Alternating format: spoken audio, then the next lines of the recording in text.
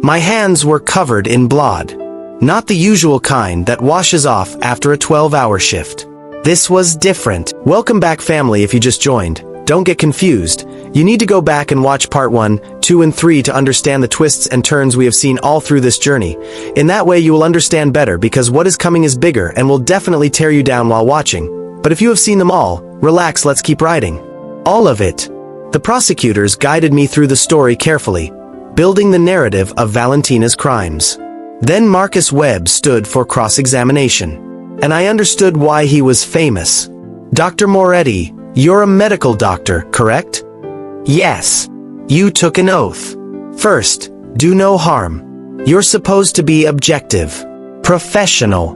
Would you say pursuing a romantic relationship with a patient violates that professional standard? Dante wasn't my patient when we started our relationship. But he was when you saved his life. When you first met. When you first felt that attraction you've described. You were his doctor and you pursued him anyway. Some might call that a breach of ethics. The prosecutors objected. Judge Chen sustained it. But the seed was planted. I was willing to break ethical rules when it suited me. Webb continued. You've testified that you pursued Dante specifically to get information about his family. That you used him. Would you say you're capable of manipulation when you want something badly enough? I wouldn't characterize it as manipulation. How would you characterize lying to someone about your intentions? Using physical attraction to gain their trust? That sounds like manipulation to me. Sounds like someone willing to do anything, say anything, fabricate anything to get what she wants. Objection. The prosecutor was on his feet. Argumentative. Sustained. Mr. Webb, ask questions, don't make speeches. But again, the damage was done. The jury was looking at me differently, wondering if I was a victim seeking justice or a manipulator seeking revenge. If this is making you angry, if you want to see Sienna fight back, hit that like button right now. Show me you're on her side. Webb pressed harder. Your father's evidence. Convenient, isn't it? Hidden for 12 years. Surfacing exactly when you need it. How do we know it's authentic? How do we know you didn't create it yourself? The documents have been verified by experts. The dates, the signatures, the paper, everything checks out. Experts hired by the prosecution, who have every reason to support their case. But you can't provide any witness who saw your father create these documents, can you? You can't provide any chain of custody proving they haven't been altered. You're asking this jury to convict my client based on papers that appeared mysteriously from a safety deposit box. Papers that could have been created yesterday for all we know. My father nearly died protecting those documents. He spent 12 years imprisoned because of what's in them. They're real. Your father, who, according to his own testimony, was involved in gathering intelligence on the Russo family, who was working with the FBI in what could be characterized as entrapment, who had every reason to fabricate evidence to justify his own illegal activities. You're asking us to trust a man who was essentially a spy, a man whose own actions led to his capture. I wanted to scream, wanted to explain that my father was a hero, that he'd tried to stop a monster. But Webb was twisting everything, making heroism look like criminality, making justice look like revenge. The testimony continued for hours. By the time I stepped down, I felt like I'd been filleted. Every motive questioned, every action reframed, every truth twisted into something ugly. Dante was next. He took the stand looking calm, but I could see the tension in his shoulders. This was it. The moment he testified against his own mother. The moment he chose justice over family. The prosecutor led him through his testimony. The family business. The criminal operations. His mother's role in everything. His own complicity and his eventual decision to cooperate with authorities. It was powerful. Emotional. A son condemning his mother's evil. Then Marcus Webb stood. And I saw Valentina smile. Mr. Russo, you stand to inherit a considerable fortune if your mother is convicted, don't you? Dante hesitated. I don't want her money. But you'd get it anyway. Her estate. Her businesses. Everything she built. Hundreds of millions of dollars. That's quite a motive to lie, isn't it? I'm not lying. You've testified that you love Dr. Moretti. That you'd do anything for her. Including betray your own mother. Including perjure yourself on this stand. Isn't that true? I'm telling the truth about my mother's crimes. Or you're a man in love, willing to destroy his own family to please his girlfriend. Willing to lie under oath to give her the revenge she wants. Willing to inherit a fortune while pretending it's about justice. Webb pulled out a document. I have here financial records showing that you've been paying Dr. Moretti's legal fees. Paying her rent since her apartment burned. Supporting her financially. Some might call that payment for testimony. Some might call it conspiracy. The courtroom erupted. Judge Chen banged her gavel. The prosecutors were objecting frantically. But the damage was catastrophic. Webb made it look like Dante and I had conspired together. Used love and money to fabricate a case. That everything we'd presented was an elaborate revenge scheme by two people willing to destroy an innocent woman. The day ended in chaos. Judge Chen called a recess until tomorrow. The jury filed out looking confused and troubled. Valentina left with her head high, confidence restored. We'd presented overwhelming evidence. Powerful testimony. Everything we needed to convict. And somehow, we were losing. In the hallway outside the courtroom, Dante grabbed my hand. We still have your father's testimony tomorrow. When the jury hears directly from him, when they see what he's been through, they'll understand. But I wasn't sure anymore. Webb was too good. Valentina's strategy too effective. They'd turned our love into corruption. Our evidence into fabrication. Our justice into revenge. My phone rang. Unknown number. I almost didn't answer. But something made me pick up. A voice I didn't recognize. Male. Older. Scared. Dr. Moretti? You don't know me. But I know what Valentina Russo did to your father. I was there. I was one of the guards at the farm. And I have recordings. Videos. Proof of everything. Proof they can't discredit or dismiss. I want to testify. I want to make this right. Why? Why would you help us? Because I have a daughter your age. And I've spent 12 years watching innocent people suffer. I can't do it anymore. I can't let Valentina win again. He gave me an address. Meet me tonight. Midnight. I'll give you everything. But come alone. If Valentina finds out I'm talking to you, I'm dead. The call ended. I stared at my phone. A new witness. With video evidence. Proof that could change everything. Or a trap. Another one of Valentina's games. Designed to lure me somewhere alone and vulnerable. Dante saw my face. What? What happened? I told him about the call. About the offer. About the address and the midnight meeting. It's a trap, he said immediately. You can't go. It's obviously a trap. What if it's not? What if this is real? What if we have one more chance to prove the truth? Then we bring the FBI. We bring backup. We don't walk into potential danger alone. But the voice had been specific. Come alone. Any sign of police and the witness disappears. The evidence disappears. Our last hope disappears. I looked at the courthouse behind us. At the jury that was losing faith. At the case that was slipping away despite everything we'd done. And I made the only choice I could make. The choice that might save everything or destroy everyone. I'm going, I said. Midnight. Alone. And if it's a trap, at least I'll know we tried everything. Subscribe right now if you want to see what happens at midnight.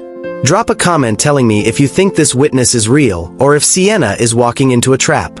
Because the trial is slipping away and this might be our last chance. Or our last mistake.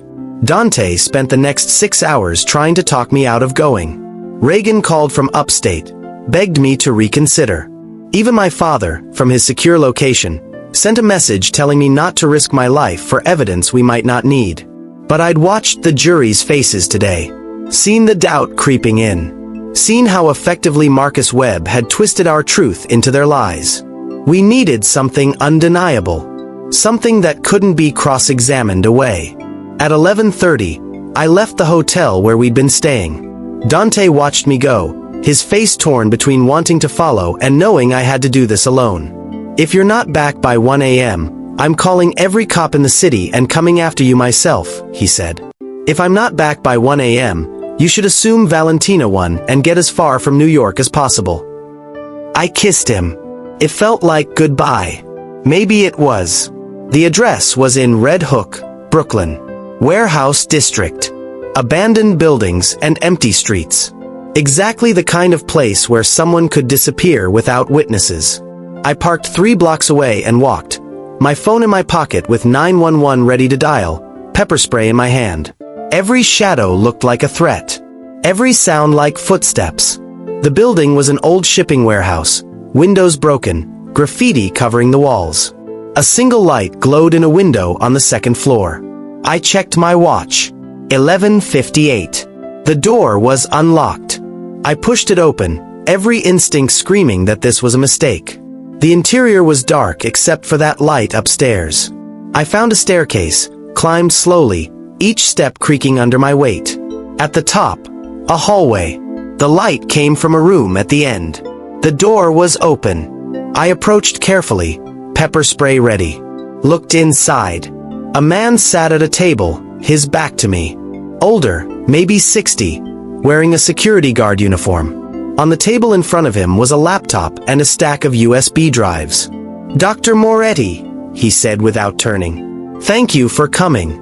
I know you're scared. I know you think this might be a trap. But I promise you, I'm here to help. Turn around. Let me see your face." He stood slowly and turned. I recognized him immediately. From the security footage of the farm. One of the guards who'd been there the night we found my father. One of the men who'd kept him prisoner for 12 years. I should have run. Should have called the police. But something in his face stopped me. Regret. Real, deep regret. My name is Vincent Calloway. I worked for the Russo family for 23 years. Started as a driver, moved up to security, eventually became one of the people they trusted with their darkest secrets. I've done terrible things for Valentina Russo. Things I can never take back or make right. But I can do this. I can give you the proof you need to stop her. He gestured to the laptop. 12 years of security footage from the farm. Every prisoner. Every interrogation. Every moment of suffering. Including your father's. It's all here. Unedited. Time-stamped. Authenticated. Everything Marcus Webb claimed doesn't exist. I moved closer, still wary. Why? Why help us now? I told you on the phone. I have a daughter. She's 26. A teacher. Good person. Nothing like me. She doesn't know what I've done, what I've been part of. Last month she told me she's pregnant. I'm going to be a grandfather. His voice broke. And I realized I can't look that child in the eyes knowing what I've allowed to happen. Knowing I stood by while people like your father suffered. I can't pass this legacy to another generation. He pulled up a video file. Pressed play. The image showed a cell. My father, years younger but already broken, chained to a wall. Valentina entering. The conversation that followed was brutal. Her demanding information. Him refusing. Her having Carlo beat him while she watched. I couldn't breathe. Couldn't look away. This was proof. Undeniable proof of everything. There's more, Vincent said. Hours of footage. Different prisoners.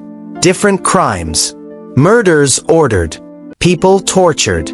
All of it documented because Valentina wanted records. Wanted to be able to prove to her people that she was willing to do anything. It was supposed to inspire fear. Instead, it's going to be evidence of every crime she's committed. He handed me the USB drives. These are copies. Encrypted. The password is your father's badge number from the restaurant. I looked it up. 3374. Take them. Give them to the prosecutors. Let the jury see what I've seen. What I should have stopped years ago. I took the drives with shaking hands. You know Valentina will kill you for this.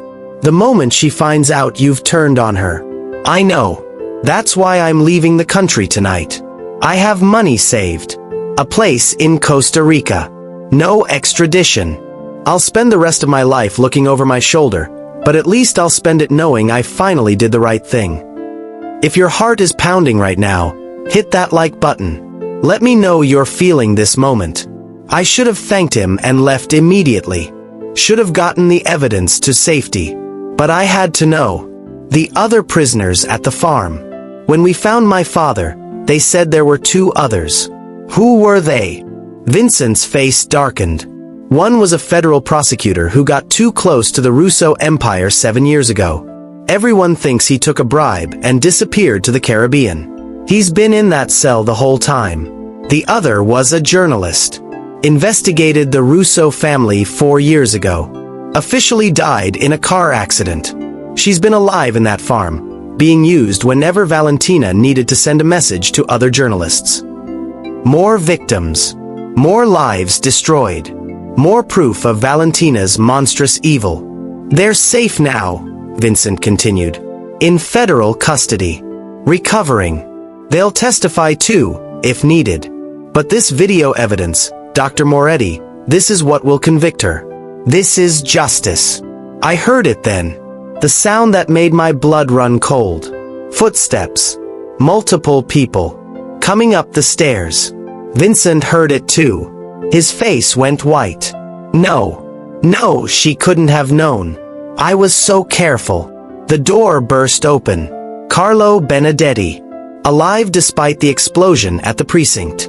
And behind him, 5 armed men. Vincent, Carlo said, shaking his head. 23 years of loyalty and you throw it away for what? A guilty conscience. Pathetic. Vincent moved in front of me. Let her go. She's got nothing to do with this. I'm the one who contacted her. I'm the one betraying the family. She has everything to do with this. She's the reason we're in this mess. The reason Mrs. Russo is on trial. The reason the empire is falling apart. Carlo raised his gun. Mrs. Russo sends her regards. And a message. Some secrets die with the people who know them. Everything happened at once. Vincent shoved me toward the window. I heard the gunshot. Felt him fall. Turned to see Carlo aiming at me. And then the window behind me exploded. Not breaking. Exploding. Glass everywhere. Smoke. Flashbangs. And FBI agents pouring through every entrance. The warehouse became a war zone. Gunfire. Shouting. I dove under the table, clutching the USB drives to my chest. Protecting the evidence with my body. Carlo was yelling orders, his men returning fire, but they were outnumbered and outgunned. It was over in minutes. Carlo and his men were on the ground, hands being cuffed behind their backs. FBI agents securing the scene. And Vincent Calloway bleeding out 3 feet from me. I dropped the USB drives and moved to him on instinct, my medical training overriding everything else. Assessed the wound. Gunshot to the chest. Punctured lung.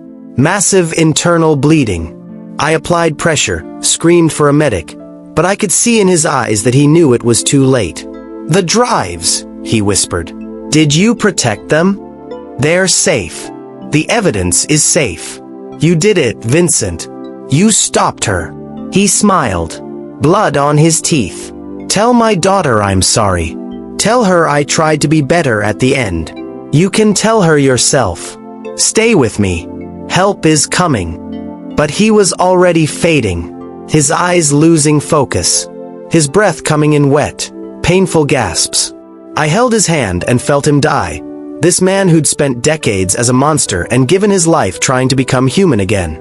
Dante burst into the room, saw me covered in blood, his face going white. Sienna, are you hurt? I'm fine. The blood isn't mine. But Vincent, he's gone. The man who was trying to help us, he's dead. But the evidence. Did you get the evidence? I pointed to the USB drives on the floor where I dropped them. Dante grabbed them, held them like they were made of gold. This is it, he breathed. This is everything we need. Authenticated video. Time-stamped. Impossible to discredit. Valentina's finished. The FBI took my statement. Took the laptop and the drives into evidence. Arrested Carlo for attempted murder, adding to his growing list of charges. Secured the scene and promised the evidence would be with the prosecutors by morning. We left the warehouse as dawn was breaking. I was covered in Vincent's blood. Exhausted. Traumatized. But alive. And we had what we needed. The trial resumed at 9 a.m. The prosecutors asked for an emergency session in Judge Chen's chambers. Presented the new evidence. The video footage. The authentication. The undeniable proof. Marcus Webb fought it. Called it inadmissible. Claimed it was obtained illegally. Demanded it be excluded. But Judge Chen watched 30 seconds of footage showing Valentina personally torturing a prisoner and her face went hard as stone. This evidence is admitted. The jury will see it. And Mr. Webb, if you object one more time on spurious grounds, I'll hold you in contempt. We reconvened in the courtroom. The prosecutors played the video. Not all of it. Just enough. Valentina ordering murders. Valentina torturing prisoners. Valentina building her empire on blood and suffering. The footage was clear. Undeniable. Horrifying. The jury watched in stunned silence. Several were crying. One looked like he might be sick. And Valentina, sitting at the defense table, watched her empire crumble in real time. For the first time since the trial began, she looked scared. My father took the stand. Told his story. And now, with a video to back up every word, no cross-examination could shake it. Marcus Webb tried. But how do you discredit a man when there's video of everything he's describing? The prosecution rested. The defense presented their case. Character witnesses who said Valentina was a pillar of the community. Business partners who swore she was legitimate. But it all felt hollow against the weight of the video evidence. Closing arguments came and went. The jury deliberated for 8 hours. We waited in a conference room, barely breathing, knowing that everything came down to 12 strangers deciding whether to believe what they'd seen with their own eyes. At 6 p.m., the jury sent word. They'd reached a verdict. We filed back into the courtroom. Valentina stood to hear her fate, her face a mask of control. But I could see her hands shaking. See the fear she was trying to hide. The jury foreman stood. In the case of the people versus Valentina Russo, on the count of racketeering, we find the defendant guilty. On the count of murder in the first degree of Victor Chen, we find the defendant guilty. On the count of kidnapping of Sienna Moretti, we find the defendant guilty. Guilty. Guilty. Guilty. Every count. Every charge. 15 guilty verdicts read one after another while Valentina's face drained of color. When it was over, Judge Chen spoke. Mrs. Russo, you will be remanded into custody pending sentencing. Bail is revoked. Sentencing is set for February 15th. You are looking at multiple life sentences without the possibility of parole. The bailiffs moved to take her into custody. Valentina stood, and for one moment, she looked at Dante. At me. At my father. At all of us who had brought her down. This isn't over, she said quietly. You think you've won. But I have appeals. I have lawyers. I have resources you can't imagine. I'll be out before the year is over. Judge Chen banged her gavel. Remove the defendant. We watched Valentina Russo being led away in handcuffs. Watched the woman who'd terrorized my family for 12 years finally face consequences. Watched justice, real justice, prevail against impossible odds. Outside the courthouse, reporters swarmed. Cameras flashed. Questions were shouted. But I couldn't hear any of it. All I could feel was my father's arm around me. Dante's hand in mine. The weight of 12 years lifting. We'd done it. Against everything. Against all odds. Weed 1. Drop a comment right now telling me how you feel. Share this video if you believe justice is worth fighting for. And hit subscribe because this story has one more chapter. One more twist. Because Valentina was right about one thing. This isn't quite over yet. The celebration was short-lived.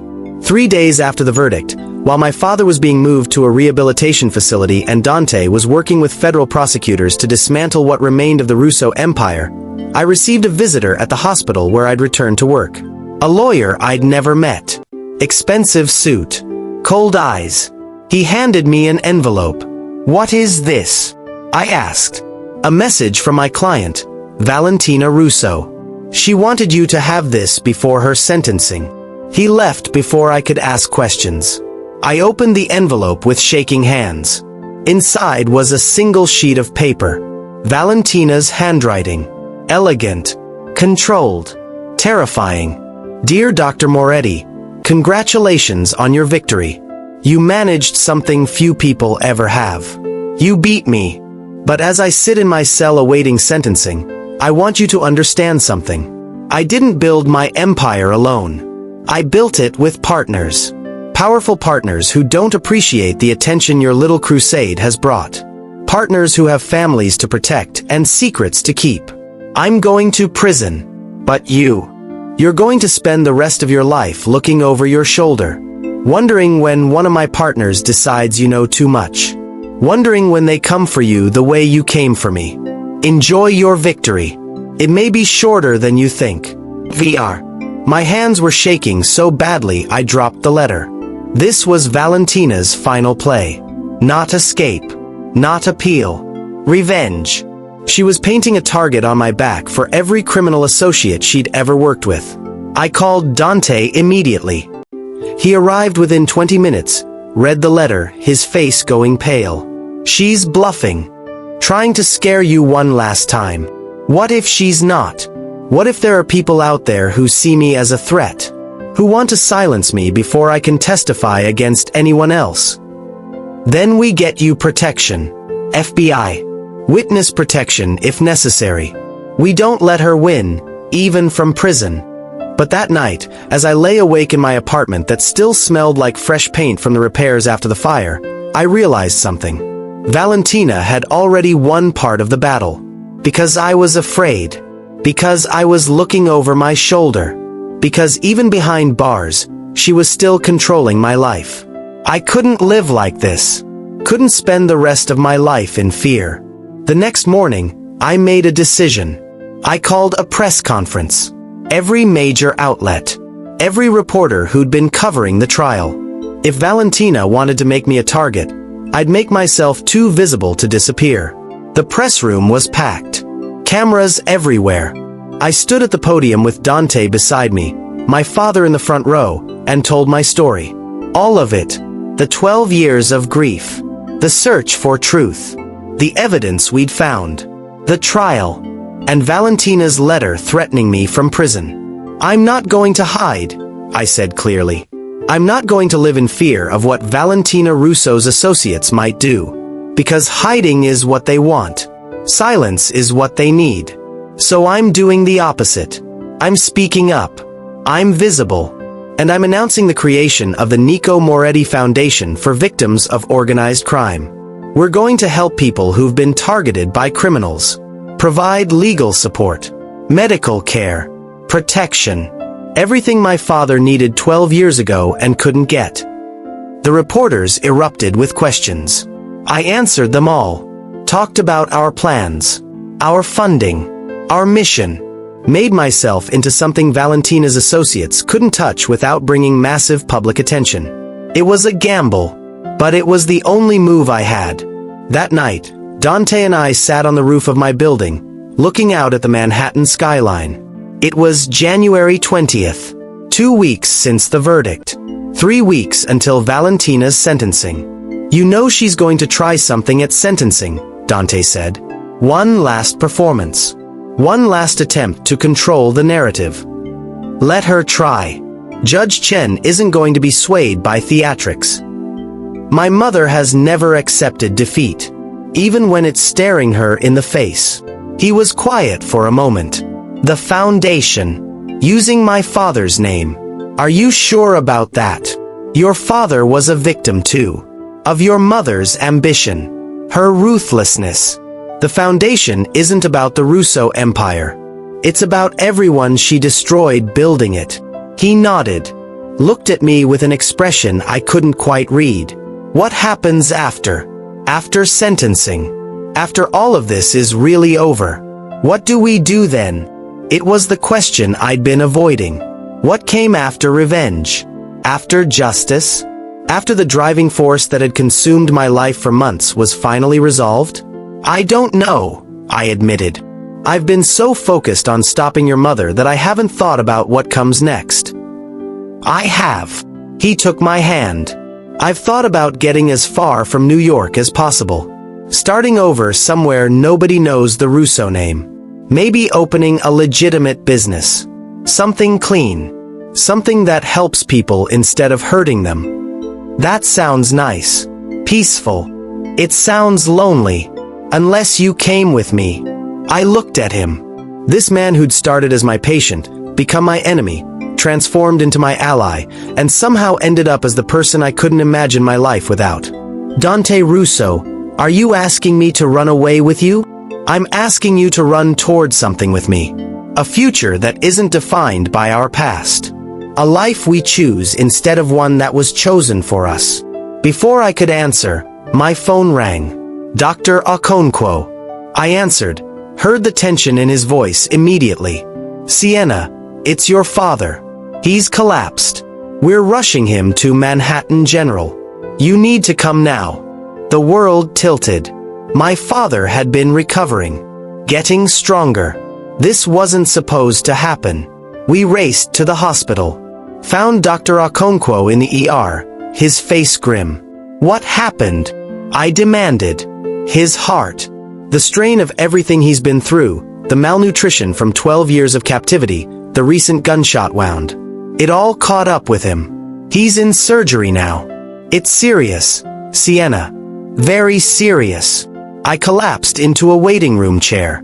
After everything we'd survived, everything we'd overcome, my father's own body was betraying him. If you're scared for Sienna's father right now, show me with a like. Let me know you're here, feeling this with me. 3 hours later, the surgeon emerged. His face told me everything before he spoke. We did everything we could. His heart was too damaged, too weak. I'm sorry, Dr. Moretti. We couldn't save him. The words didn't make sense. Couldn't make sense. We'd won. Justice had prevailed. My father was supposed to recover. Was supposed to testify at sentencing. Was supposed to have the life Valentina had stolen from him. He wasn't supposed to die now. Not when we'd finally won. I don't remember walking to his room. Don't remember Dante guiding me. All I remember is seeing my father in that hospital bed, machines turned off, looking peaceful in a way he never had while alive. I sat beside him and held his hand. The same hand I'd held in that warehouse when we found him. The same hand that had tucked me in as a child. The same hand that had written that letter 12 years ago, promising he believed in me. I'm sorry, I whispered. I'm so sorry I couldn't save you. I'm a doctor. I'm supposed to save people. And I couldn't save the one person who mattered most. Dante's hand on my shoulder. You did save him. You found him. You freed him. You gave him justice. He died knowing Valentina would spend the rest of her life in prison. That's what he wanted. That's what he fought for. He was supposed to have more time. He was supposed to meet his grandchildren. He was supposed to... I couldn't finish. Couldn't speak past the grief choking me. Dr. Okonkwo entered quietly. I reviewed his charts. His medical history from the farm. Sienna, even if we'd found him years ago, the damage was extensive. His heart, his organs, everything was compromised. The fact that he survived as long as he did is a miracle. The fact that he lived to see justice done is extraordinary. It's not enough. It's not fair. No, Dr. Okonkwo agreed. It's not. But life rarely is. What matters is that he knew. He knew you loved him. He knew you fought for him. He knew his sacrifice wasn't in vain. I stayed with my father's body until dawn. Said goodbye 100 different ways. Made promises about the foundation. About keeping his memory alive. About making sure his story helped others. When I finally left the hospital, the sun was rising over Manhattan. A new day. The first day of the rest of my life without my father. Valentina's sentencing was scheduled for February 15th. But my father wouldn't be there to see it. Wouldn't get to watch the woman who destroyed his life receive justice. The fury that rose in me was volcanic. Valentina had taken everything. And even in defeat, even behind bars, she was still taking. Still destroying. Still winning in the ways that mattered most. 2 weeks later, on a cold February morning, we returned to the courthouse. The sentencing hearing was packed. Victims ready to give impact statements. Media covering every moment. And Valentina, looking smaller somehow. Older, the invincibility she'd always projected finally cracking. Judge Chen called the court to order. Before I pronounce sentence, does the defendant wish to make a statement? Valentina stood. For a moment, I thought she might apologize. Might show some humanity. Some remorse. Instead, she smiled. I regret nothing. I built an empire from nothing. I provided for my family. I did what was necessary in a world that respects only power. If I'm guilty of anything, it's being more successful than the people who tried to stop me. More ruthless. More willing to do whatever it took. History will judge me differently than this court. History will remember me as a woman who refused to be limited by other people's rules. Judge Chen's face was stone. History will remember you as a murderer, a kidnapper, a woman who built wealth on the suffering of innocents. Mrs. Russo, I hereby sentence you to 15 consecutive life sentences without the possibility of parole. You will spend the rest of your natural life in federal prison. You will never walk free again. May God have mercy on your soul, because this court has none. The gavel fell. Valentina was led away. This time, she didn't look back. Didn't make threats. Didn't smile. She was finished. Truly finished. Outside the courthouse, I stood with Dante and watched the news crews broadcast the sentencing to the world. Justice. Real justice. Everything we'd fought for. But my father wasn't here to see it. And that reality cut deeper than any victory could heal. What now? Dante asked quietly. Now we live, I said. We build the foundation. We help other victims. We make sure my father's story means something. And us. What about us? I looked at him. This complicated, damaged, beautiful man who'd stood by me through everything. Who'd betrayed his own family for justice. Who'd chosen me over his entire world. I don't know what we are, I admitted. I don't know if love that started in revenge and tragedy can become something real. Something healthy. There's only one way to find out. He was right. We'd survived the impossible. Defeated the undefeatable. Faced our demons and won. Maybe we could figure out how to be happy too. 1 week later, on February 22nd, we held the official launch of the Sienna Moretti Foundation. Press conference. Donors. Supporters. The federal prosecutor who'd helped convict Valentina agreed to join our board. 2 of the survivors from the farm gave speeches about healing and hope. And I announced our first major initiative. A scholarship program for children of organized crime victims. Kids like I'd been at 16. Orphaned. Lost. Trying to build futures from ashes. My father would have loved it. Would have been proud. That night, Dante and I went to Pier 47. The same pier from Valentina's false message months ago. But this time we were alone. No threats. No danger. Just 2 people trying to figure out what came next. I have something for you, Dante said. He pulled out a small box. Inside was my father's ring. The one Dante had been wearing the night I saved his life. The one that started everything. "I've kept it all these years as penance," he said. "A reminder of what my family did. Of the man I couldn't save. But it's not mine. It was never mine. It's yours." I took the ring. Felt the weight of it. The history. The pain and the love it represented. "Thank you," I whispered. We stood there as the city lights reflected off the water. Two people who'd been destroyed by the same monster and somehow found each other in the wreckage. "My father asked me something before he died," I said. "He asked what I was going to do with the rest of my life. If I was going to let what happened define me forever, or if I was going to choose something new." "What did you tell him?" "I told him I didn't know. But I think I do now." I turned to face Dante. "I choose healing. I choose helping people. I choose building something good from all this pain. And I choose you. If you'll have me." Knowing I'm broken and angry and probably not going to be easy to love. He smiled. The first real smile I'd seen from him in weeks. "I'm the son of a crime boss who destroyed your family. I betrayed everyone I knew for you. I've got more baggage than an airport. If anyone's hard to love, it's me. Then we're perfect for each other." He kissed me as fireworks suddenly exploded overhead. Not for us. Just random fireworks from some celebration somewhere in the city.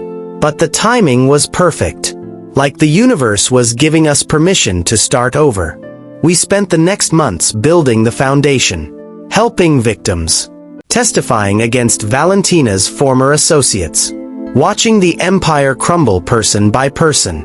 Dante liquidated his inheritance. Gave most of it to victims' families. Used the rest to fund the foundation and start a legitimate security business helping protect people from the kind of criminals his family had been. I returned to work at Manhattan General. Saved lives. Made a difference. Found purpose in medicine again instead of just revenge. And slowly, painfully, we healed. 6 months after Valentina's sentencing, Reagan returned from upstate. Threw her arms around me and cried, "I'm so sorry about your dad. I should have been here. You were safe. That's what mattered.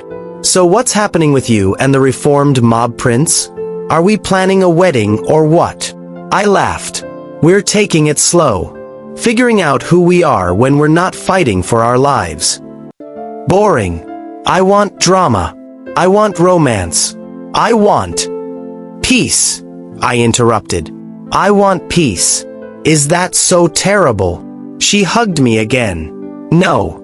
It's perfect. You deserve peace. You deserve everything good." But peace was harder to find than justice had been. Valentina's associates were still out there. Still dangerous. And true to her letter, some of them saw me as a threat. There were incidents. A break-in at the foundation office. Threatening calls. Once, a car followed me for 3 blocks before Dante's security people intervened. Living in the aftermath of victory was its own kind of battle. On New Year's Eve, nearly a year after Valentina's conviction, Dante and I stood on the roof of Manhattan General. The same hospital where everything started. Where I'd saved his life and set all of this in motion. "Do you regret it?" he asked. "If you could go back to that night, knowing everything that would happen, would you still save me?" I thought about my father. About Vincent Calloway. About all the pain and loss and trauma. About the cost of justice. "Yes," I said finally. "Because saving you led to stopping your mother. And stopping her saved countless future victims. The cost was high. Too high. But the alternative was letting her continue destroying lives forever." "That's very noble. But what about personally? Do you regret us?" "No." I took his hand. "We're the most unlikely thing to come out of all this. 2 people who should hate each other. Who maybe did hate each other at first. But somehow became something real. Something worth keeping." He pulled out a small box. My heart stopped. "Relax," he said with a smile. "I'm not proposing. Not yet. We're still figuring this out. But I got you something. To remember what we've survived. What we've built." Inside was a necklace. A simple chain with my father's ring hanging from it. So you can keep him close, Dante said softly. Always. I let him put it on. Felt the weight of the ring against my heart. A reminder. A memorial. A promise. Thank you, I whispered.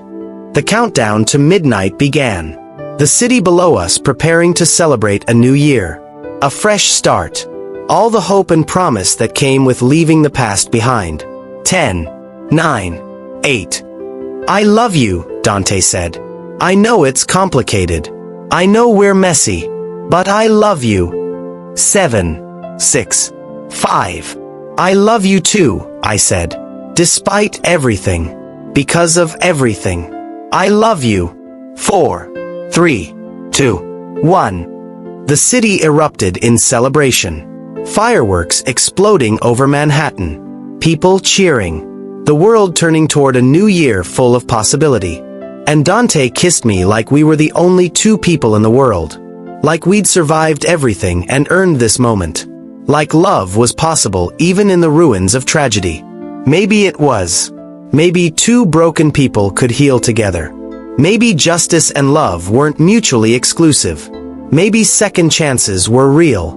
My father spent 12 years in hell and died before he could truly be free.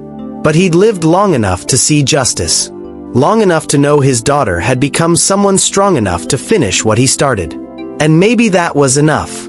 Maybe that was everything. I pulled back from Dante and looked out at the city. Somewhere out there, Valentina sat in a prison cell, her empire destroyed, her legacy one of cruelty and evil. And here I stood, free, alive, loved, building something good from the ashes. She'd tried to destroy my family, had succeeded in many ways.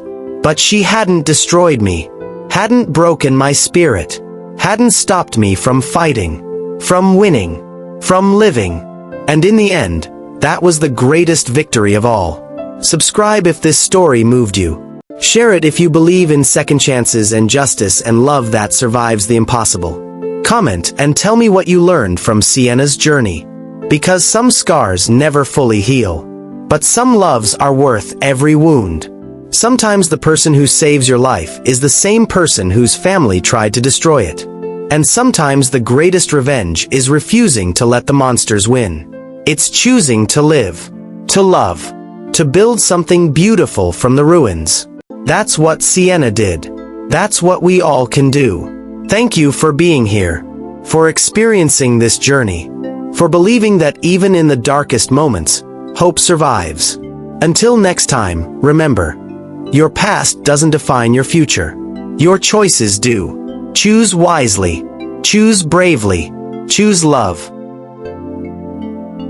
Thank you for watching this story to the end. If you enjoyed this story, you will surely love the next one. It's as crazier and more intriguing as you can ever imagine. So do check it out. Click on the image showing on your screen right now to watch the next one.